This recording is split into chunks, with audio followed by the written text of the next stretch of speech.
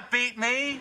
Do you have any idea who you're dealing with? Forget about it. Hello and welcome back to Chess and Media. I'm Sarah Herman, a former USCF chess expert, and today we're looking at Seinfeld. If you haven't seen it, it's a show about nothing. Now originally this week's video was going to be on a different topic, and I filmed like 2 videos that didn't work out for various reasons, but the one that I have planned for next week was the funniest shit I've ever seen in my life, and I have like 2 pages full of notes Front and back. just from this one episode, and I realized I wasn't going to get it done in time to have it out this week. Today we're looking at Seinfeld, but next week's episode I'm so excited for, so stay tuned for that. We have 2 episodes to look at. Again, first one is a cold open from season 7, and then we're gonna go back in time to watch a full episode that is vaguely chess related. So the first episode is The Engagement, season 7, episode 1, and the episode opens up with this shot of a chessboard. So I'm gonna start with the pawns. Looks like there's a pawn on h4, black pawn on g3, white pawn's on f2, e2. I think d2 is skipped, and then there's a pawn on c2 and a2 with a rook on a1. It seems like the king's on a light square. I think the king is on d1, and then the bishop has to be on a light square because the other bishop over here is on a dark square. Queen's right next to it. There's a lone knight all the way out on a6, I think.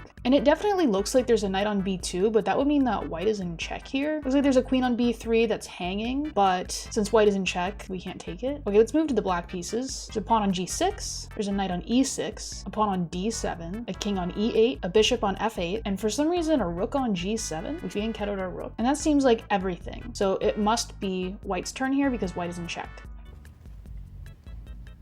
Okay, so black plays the move knight d4, which shouldn't be legal. So we must assume that the king is somewhere else. Originally, what I thought was going on in this position was that the king was on e1 and then the pawn was on d2, because even though black is hanging their queen, black is also still threatening to take white's queen, but it's like very nearly a double knight checkmate if this happens, which is pretty rare. It's not, because the white queen is here. So even if we change the position, this move still doesn't make sense, but I really did try to make it logically make sense. I think that the king is probably, let's just say it's on c1 so we can move on and not have an illegal position. After the move knight d4, George goes on a misogynistic rant that honestly really sounds like something that could have come from Andrew Tate's Twitter account. In this position, it's actually white to play and win, so make sure to pause the video here to try to solve it before we see what happened in the game. Well, you got no place to go. I'll tell you what your problem is. You brought your queen out too fast. What do you think? She's one of these feminists looking to get out of the house? Nah, the queen is old-fashioned. Likes to stay home, cook, take care of a man, make sure he feels good. Checkmate. Okay, nice job if you found it. The answer is knight c7, checkmate. A really weird looking one. The reason this is a checkmate is because the bishop and the queen are covering all of the flight squares for the king, and a knight check cannot be blocked. That's why knights are great attackers. But this is a pretty classic, like, idiot goes on rant, instantly gets checkmated that he doesn't see coming. I don't think we should see each other anymore. So yeah, George breaks up with a woman because she beats him at chess. Again, Jason Alexander is phenomenal at depicting chess players. I think someone in the comments actually mentioned that he is a chess player, which really makes sense that he can get into the mind of a chess player, because if he plays chess, he's probably around chess players. Or maybe he's just like this, I don't know. So the main episode we're focusing on today, though, is called The Nose. The nose part of this is actually the subplot as far as we're concerned, even though it's the main plot. George, being, you know, just a terrible person, is trying to convince his girlfriend in that season to get a nose job because he's just unhappy with her looks. So this episode starts out with Jerry talking to George at a newspaper stand, talking about how he met a beautiful woman on the elevator, of all places. Where'd you meet her? I met her on an elevator. On an elevator? You met a woman on an elevator? Impossible, right? You got less than 60 seconds. I don't know. She was so beautiful. It was like a pure reflex. The words just came out of my mouth. You know, I'm the one responsible for those crop circles in England. What crop circles? I wasn't even alive in the 70s or 80s or whenever the crop circles thing happened, but I am still aware of it. I learned about it from a Scooby-Doo episode that referenced it, I think, so I'm not much better than her as far as this goes. Not everybody knows what the crop circles are. You know what the crop circles are?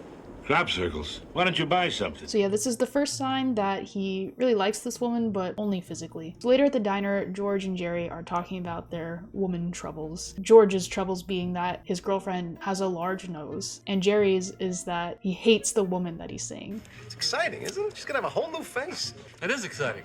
Of course, not as exciting as Miss Crop Circles. Isabel, She is the most despicable woman I have ever met in my life. I have never been so repulsed by someone mentally and so attracted to them physically at the same time. It's like my brain is facing my penis in a chess game, and I'm letting them win. You're not letting him win. He wins till you're 40. Then what? He still wins, but it's not a blowout. So this is where the chess comes in. Of all places, Jerry's metaphor about going head to head with himself, if you will. He gets Kramer to rip up the phone number so that he can't contact this woman anymore. But it's very short-lived, as Jerry, the very next day, is begging Kramer to give him the number. Shockingly, he still has it. Like, I understand if he kept the paper not ripped up, but ripping up a piece of paper and then keeping the scraps in your pocket, for what reason? Doesn't make any sense to me. But he's able to reconnect with her and invites her over to his place, and before he gets to do what he wants to do, he has to help her read her script for some audition.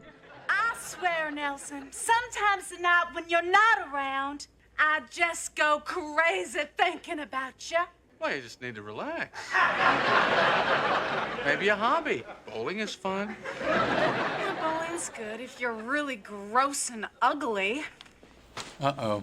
My organs are playing chess again. Well, I'm getting a little tired of this. Finally, we get like an actual visual of what's going on in Jerry's head. I remember watching this on TV, like, you know, reruns at my house or something, and being pretty surprised that they had Jerry dressed like this on TV in like the 90s. Maybe I just think the 90s was like 100 years ago, but it just feels very risque, you know, for a sitcom. What do you say we play one for all the marbles? Oh, Brain, what are you doing? You cannot beat me. Do you have any idea who you're dealing with? So you read from a little play. You can't put up with that for an hour to make me happy? You're so selfish. Give me 1 hour. Enough chatter. Let's play.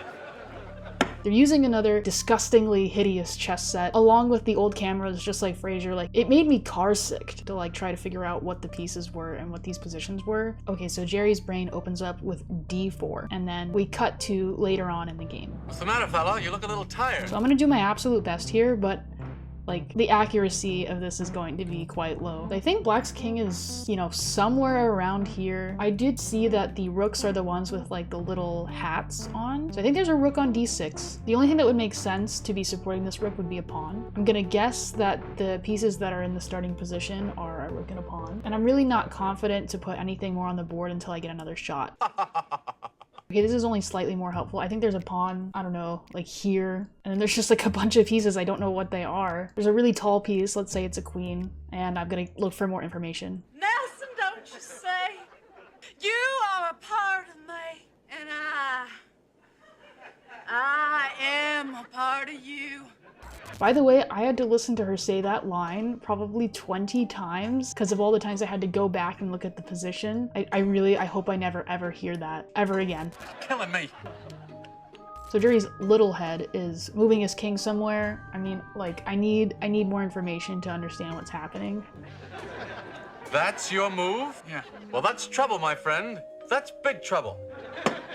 Checkmate. Okay, and then it looks like the queen, he makes like a really straight motion, like it's going to be a rook, but I guess it's possible it was a queen. It looks like something ends up right next to the king like this. And I mean, it could be that thing right there is either a pawn or a bishop, and maybe this is a real checkmate, but honestly, I don't really even care at this point. Just use a normal chess set. Getting weak. Losing power. You haven't seen the last of me. I'll be back. You're nothing without me. Nothing.